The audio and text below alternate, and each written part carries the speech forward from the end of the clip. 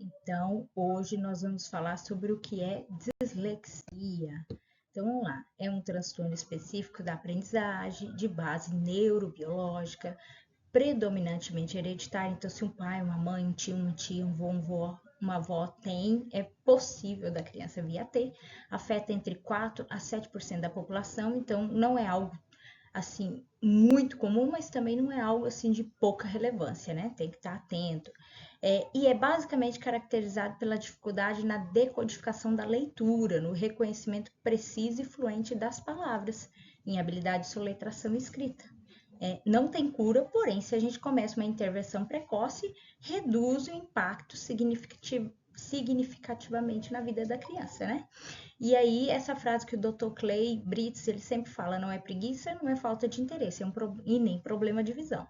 Porém, a dislexia é algo que a gente leva alguns anos para fechar um diagnóstico, porque ele é muito parecido com outros transtornos, tipo o TDAH, e também se a criança tem um déficit, uma defasagem escolar, ela vai aparentar ter um TDAH, por isso, ou, desculpa, uma dislexia, até um TDAH também, né?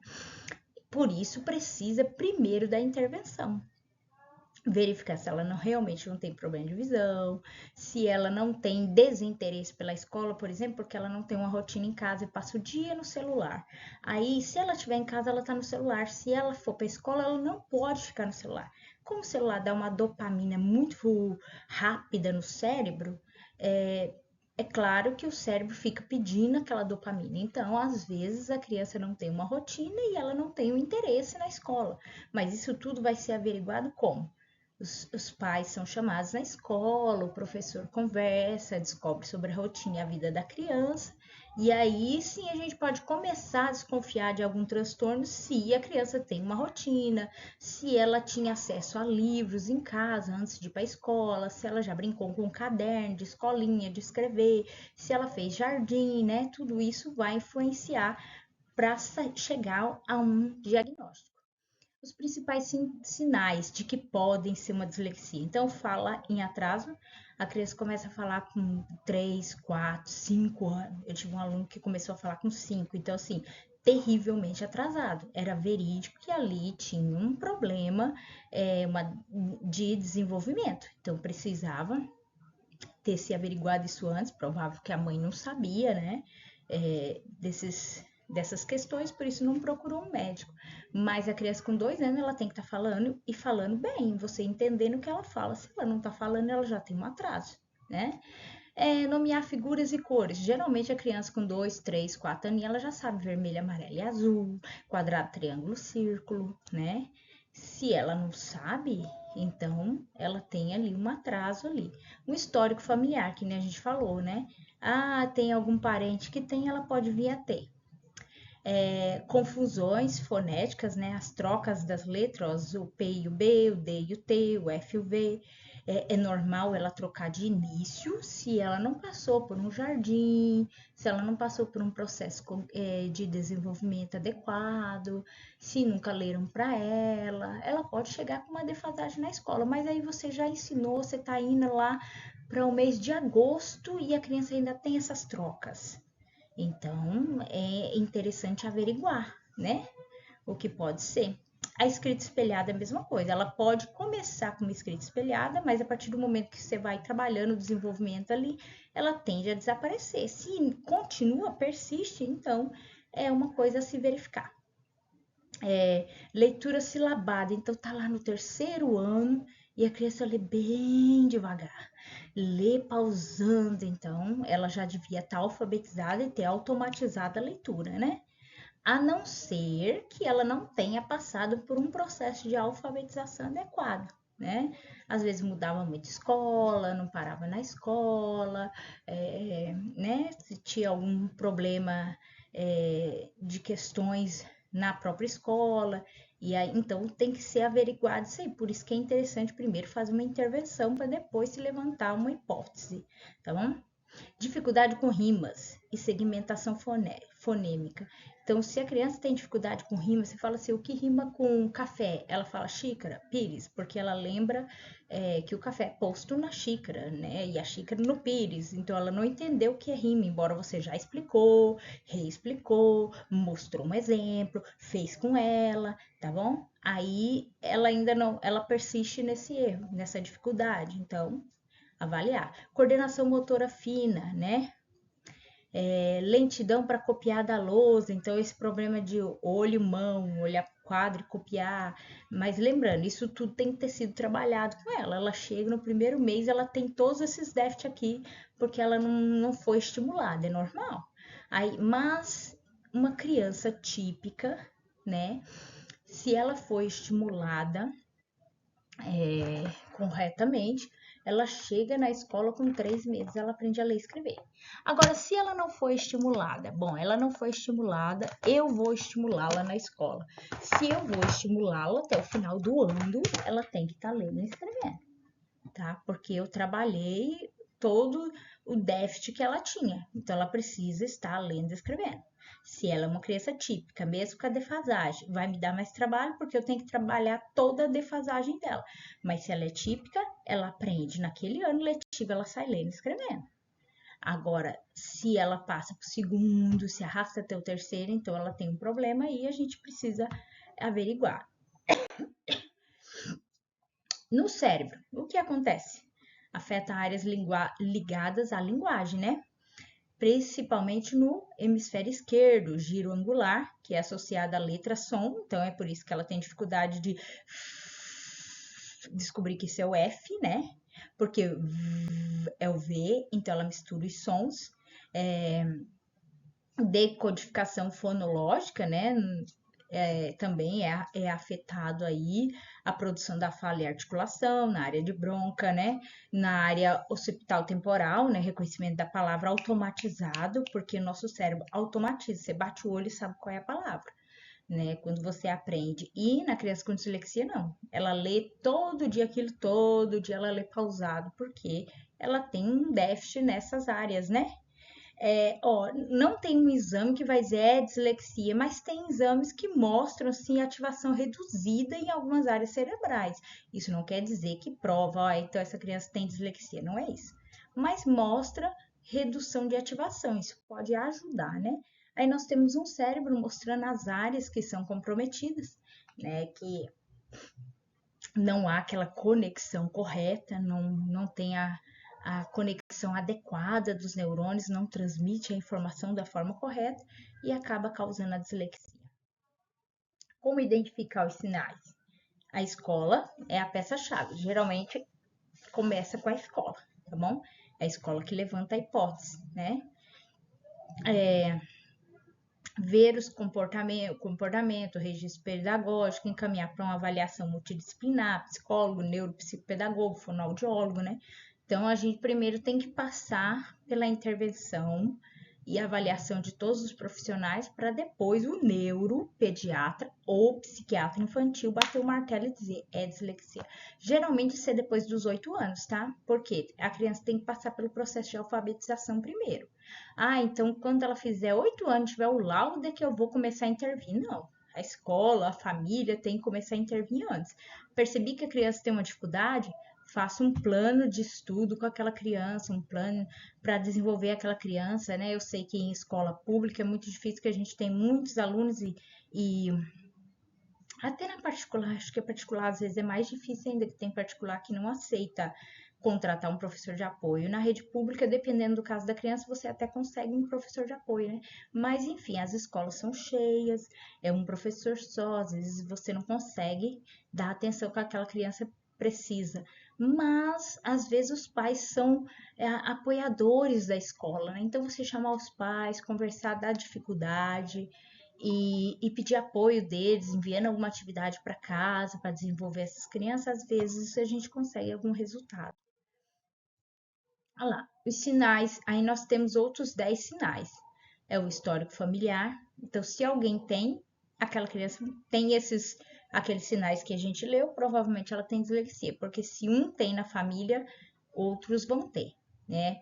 olha lá, 85% das crianças com dislexia teve atraso de fala e cometem troca e inversões silábicas após os 3 anos. Após os 3 anos, elas não tinham que falar errado P e B, F e V, não deviam. Se fala, tem um problema. Nomeação, esquece o nome dos objetos, né? Esquece o nome das pessoas. E esqueci. Como é o nome da sua professora? Já tá no final do ano e ele não lembra o nome da professora. Qual o nome dos coleguinhas? Ele lembra o máximo um. Ele vê todo dia lá a mesa e de repente ele fala assim, deu um branco, como é o nome disso aqui? Entendeu? Ele esquece sequência. Sequência, com certeza ele vai esquecer. De cores, símbolos, né? Dia da semana, mês, ano, essas sequências eles vão ter uma dificuldade tremenda. Espacialidade, né? Coordenação motora, coordenação espacial, perto, longe, alto, baixo, ele vai ter essas dificuldades nessas questões. Ó, a troca de fonemas, né? Inversões, que nem a gente falou. A coordenação motora, pinta saindo do desenho o tempo todo. Ele se esforça para pintar no limite do desenho, mas ele sempre sai, né? Aversão às palavras, ele não tem interesse em livro, não tem interesse em atividade com letras e números, ele demonstra desinteresse nisso. Memorizar, nossa, tem uma dificuldade de memorizar, sempre esquece. Se você pedir 2 coisas, ele esquece uma, às vezes esquece as 2, volta para perguntar o que era. E dificuldade em rima, como a gente falou, tem dificuldade em rima, você já ensinou, interviu e a dificuldade persiste. Olha, para qualquer transtorno do desenvolvimento, o trabalho ele tem que ser, o trabalho pedagógico ele deve ser de diversas formas. Então, assim, cada criança ela aprende de um jeito, mesmo típica. Mas, no geral, para as crianças típicas, um formato que você escolher ensinar, ela vai aprender. Mas as crianças atípicas, você precisa descobrir como ela aprende. E aí, como você não tem tempo para lidar com cada criança, desculpa, o ideal seria você que as suas atividades pudessem englobar diversas formas, como, por exemplo, sensorial. Então, eu estou ensinando a letra A. Eu faço uma letra bem grande que ele possa passar o dedo, fazer o traçado, ou pintar dentro dessa letra. Depois ele faz a letra com massinha. Depois ele copia essa letra, contorna a letra. Depois copia a letra e tudo, falando ali o nome e o som da letra, né? E aí depois ele acha essa letra no meio de desenhos, a letra tá perdida lá no meio dos desenhos, depois num caça-palavra de letrinhas, ele acha essa letrinha lá no meio, depois ele completa palavrinhas com a letrinha, mas aí eu vou pôr o desenho do lado, por exemplo, avião, ele não sabe ler a palavra avião, mas ele sabe que tem um avião ali, que é um avião, aquela palavra, e aí eu falo, começa com que letra? Avião, avião. Aí ele vai, né, ouvir o som, lembrar do A. Então, a forma correta das crianças atípicas serem trabalhadas seria assim, né? Ter uma anamnese detalhada com os pais, um teste de leitura escrito, uma avaliação cognitiva e relatórios escolares da família. É assim que o médico vai chegar a um laudo, né? Intervenções. Então, um pouco das intervenções pedagógicas eu falei para vocês, o que a gente pode fazer, né? Mas ele precisa de intervenções fonológicas, então, por exemplo, de rima, segmentação. Seria interessante talvez ler uma historinha no início da aula para as crianças, se não dá para ler todo dia, uma vez na semana. Tipo, eu gostava de fazer uma atividade mais tranquila na sexta, porque aí eles chegam a semana inteira, né, trabalharam muito na sexta, um momento mais tranquilo, então a gente pode fazer uma atividade mais tranquila na sexta, tipo leitura de um livro, mostrar como que é a rima, cantar uma musiquinha com rima, né, para eles entenderem o que é a rima. Treinamento audiovisual, né, então atividade que nem eu falei para vocês, mostrando imagens. Muitas das crianças atípicas ela aprende vendo, e não ouvindo ou fazendo somente. Ela precisa ver, né? Usar explicações bem mais simples. Se eu sei que eu tenho crianças ali que têm dificuldade na aprendizagem, uso uma explicação bem simples, simples mesmo, para ajudá-la a compreender. O método que ele fala aqui, fônico, né, que é o do som das letras. Esse é muito interessante, porque a gente fala, por exemplo, letra B. B é o nome da letra, tá? B. Mas quando você fala bala, você não fala B-ala. Você fala bala. O som da letra é B, bala, certo?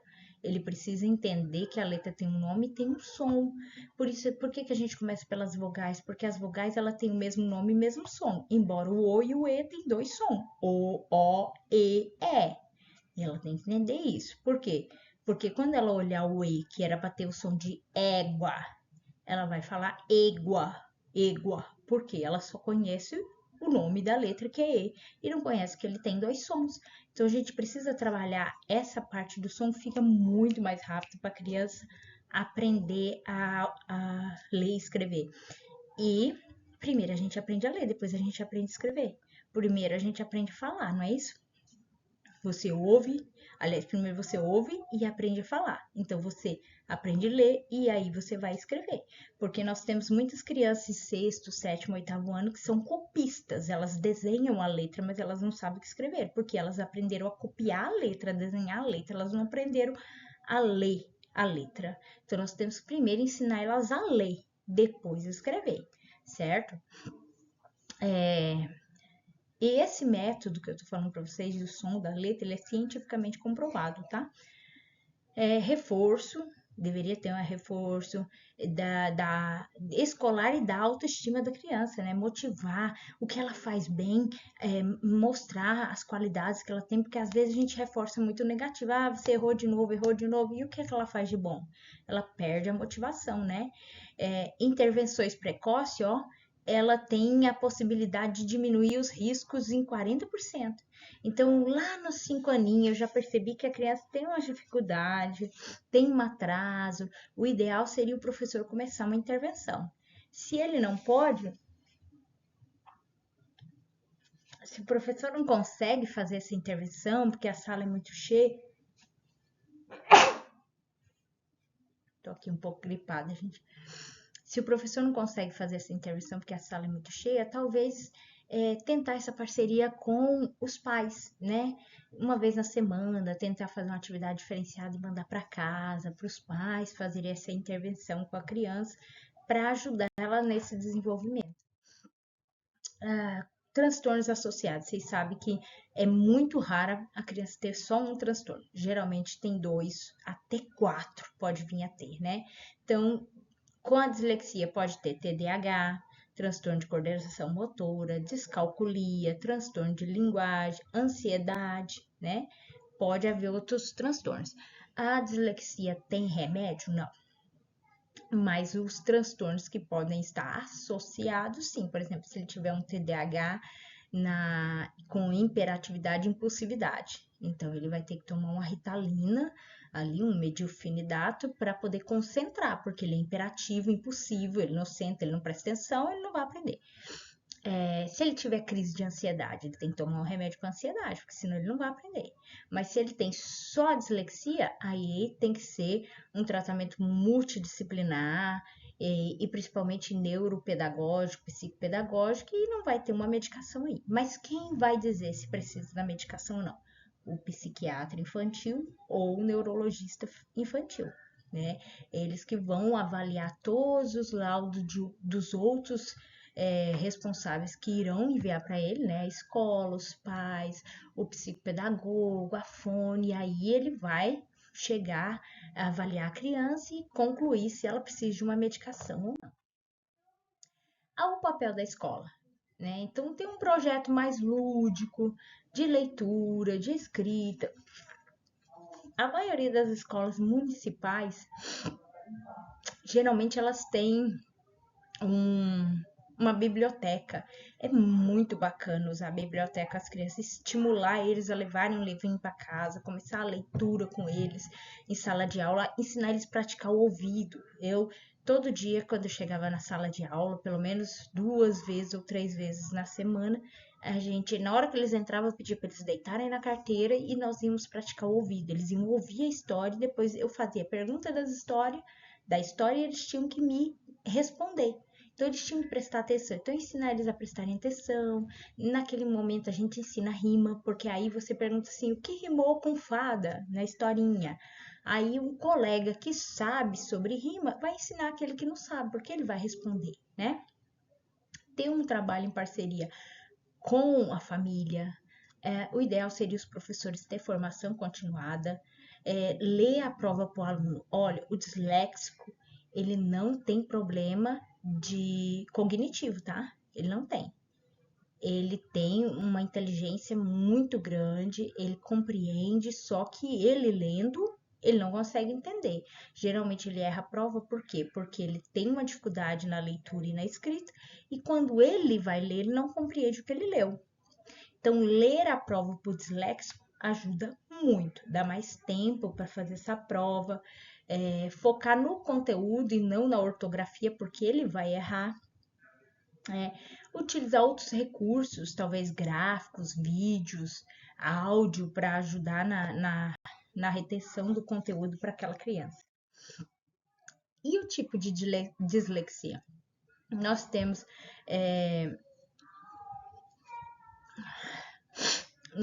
alguns tipos de dislexia, né? É um transtorno que ele pode se manifestar de formas diferentes, dependendo da área do cérebro que for afetada. Pode ser que todas as áreas que é relacionada à leitura escrita pode ser afetada, pode ser que só uma área ou outra, né? Então, vamos lá ver. Olha lá, tem a dislexia fonológica, então é aquela que afeta a parte que reconhece e manipula o som da fala. Então, ele vai ter dificuldade no som das letras, né? Então, ela vai errar muito na hora de ler uma nova palavra. Por quê? Ela vai ler lenta, ela vai ler silabando, porque aquela parte do cérebro dela que manipula o som das palavras foi afetada. Qual é a área? Né? Ele tá aí, ó, gírio supramarginal, né? Que é a decodificação fonológica. Esse é um tipo mais comum, como o Dr. Clay fala, né? Tá relacionado ao déficit aí da consciência fonológica. Tem dificuldade de perceber e manipular esses sons aí, a escrita. Aí tem a dislexia visual. A criança consegue decodificar, mas tem dificuldade de reconhecer a palavra como um todo. Então, dificuldade nas palavras irregulares. Por exemplo, casa, casa. Ela faz som de Z, ele vai escrever com Z. O nosso cérebro, ele automatiza. Então, quando você escreve, você automatiza que casa é escrito com S, o cérebro armazena aquilo e ele automatiza. Tanto que, às vezes, por exemplo, quando você fica em dúvida se uma palavra é escrita com S ou com Z, com cedilha, o que você faz? Você escreve ela. Quando você escreve, você fala, é dessa forma aqui. Por quê? Porque o seu cérebro armazenou a forma que é escrita aquela palavra. Armazenou. Aí, como o cérebro armazenou a palavra, a forma que ela é escrita, quando você escreve, você lembra, certo? E qual é a região do cérebro que é afetada aí? A região occipitotemporal, né? É a parte da forma visual, né? Das palavras. Então, mesmo ele vendo, ele não vai... ele não decorou, não adianta. Ele não decorou que casa é escrito com S. Ele mesmo escrevendo, ele não automatizou. O cérebro dele tem um déficit nessa área da visual, né? Da escrita da palavra, ele não automatizou. Depois, tem a dislexia mista, que é aquela que combina a fonológica e a visual. Então, ele tem uma leitura prejudicada, ele tem erros, né, na escrita, né, apresenta dificuldade nas duas áreas, E aí é um tipo mais severo da dislexia. É um tipo que, porque as duas partes do cérebro foram afetadas. Então, a criança tem uma dificuldade muito maior aí. Talvez algumas coisas ela não vai automatizar para escrever ou para ler, né? Ela vai ter uma dificuldade aí por toda a vida. Ela precisa de começar uma intervenção mais rápido possível para desenvolver essas partes. Para desenvolver, para minimizar o efeito da dislexia ali, porque é um caso mais severo, né? Ambas as partes foram afetadas. A dislexia auditiva, dificuldade de discriminar o som da fala. Então, ele fala ali, a criança ouve, mas tem um problema na percepção e no processamento auditivo, especialmente em ambientes com muito ruído, né? Confusões entre palavras parecidas, dificuldade para compreender o que foi dito em alta voz, então ele não entende, ele não consegue interpretar o que foi dito ali. A dislexia atencional. A criança tem dificuldade de manter-se focada na leitura, né? Falta de atenção sustentada, seletiva, afetando o comportamento visual da leitura ali. Então, muitas vezes ela está associada ao TDAH, no caso dessa dislexia, né? Muitas vezes ela está associada ali. Então, ele começa a ler, ele se perde, ele pula palavras, ele está com o dedo e ainda assim consegue pular palavras. Às vezes ele está com o dedo e consegue pular uma linha para outra linha na leitura, né? E a dislexia de superfície, dificuldade com palavras irregulares. Aí ele dá um exemplo aí, táxi. Na verdade, se você fosse escrever, seria taxi, né? E o cérebro dele não grava ali que você fala táxi, mas escreve taxi, né? Ele tem essa dificuldade em compreender. Tenta decodificar os fonemas, né? Mas ela não automatiza ali aquela questão da aprendizagem que ela já escreveu, que ela já aprendeu, que foi explicada para ela e ela não automatizou a aprendizagem ali, né? Então, é isso aí. E o Dr. Clay, ele sempre ensinou muito sobre a dislexia, ele fala que não é um obstáculo no processo, desde que haja uma compreensão, um acolhimento e intervenções. Quem tem dislexia não é menos inteligente, é alguém que aprende de uma forma diferente. Então, a dislexia, a pessoa tem o cérebro dela, assim, em questão da aprendizagem, da inteligência, né? Não da aprendizagem, da inteligência intacto. Ela não tem um QI inferior, ela não tem um déficit no QI, nada disso. Ela tem, tanto que ela aprende o que você fala, o que ela vê, o que ela assiste, né? Ela aprende, só que na hora de escrever ou na hora de ela ler sobre o assunto, ela tem dificuldade, porque ela tem as áreas do cérebro que lê, que dá o comando da leitura, que dá o comando da escrita prejudicada. Mas ela não tem a parte do cérebro que aprende, né? Que adquire o conhecimento prejudicado. Ela tem a parte que automatiza aquele conhecimento prejudicado. Então, se você lê a prova para ela, se você dá mais tempo para ela pensar, ela consegue ir muito bem na prova. Mas a área da leitura e da escrita tem um déficit ali.